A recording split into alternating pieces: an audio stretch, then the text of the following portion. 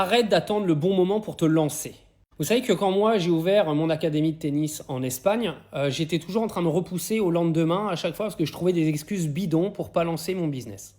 Et c'est bien sûr un multimillionnaire qui à l'époque travaillait avec moi qui m'a bougé le cul pour que j'ouvre mon business genre une semaine plus tard. Alors tu te doutes bien, c'était absolument pas dans ma zone de confort parce que j'étais très jeune et que j'avais toujours pas entrepris à cet âge-là.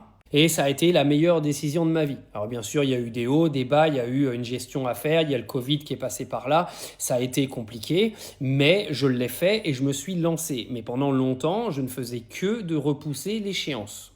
Si tu crois que demain tu seras prêt, tu rêves.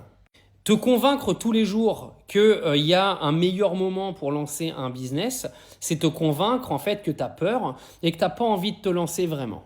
Non, parce que vouloir, c'est vouloir, le faire, c'est faire. C'est complètement différent. Ceux qui réussissent dans la vie, vous savez, les trois quarts du temps, alors ok, ils sont patients pour avoir du résultat, mais quand ils ont une idée en tête, ils la mettent vite en place. Et s'ils voient que ça fonctionne pas, machin, c'est pas grave, ils relancent autre chose. Mais ce sont des gens qui font, qui essayent, qui se plantent, qui recommencent, mais à la fin, ils sont toujours gagnants. Parce qu'à un moment donné, tu gagnes de toute façon. En résumé, ceux qui réussissent, ce ne sont pas ceux qui attendent, c'est ceux qui prennent des décisions.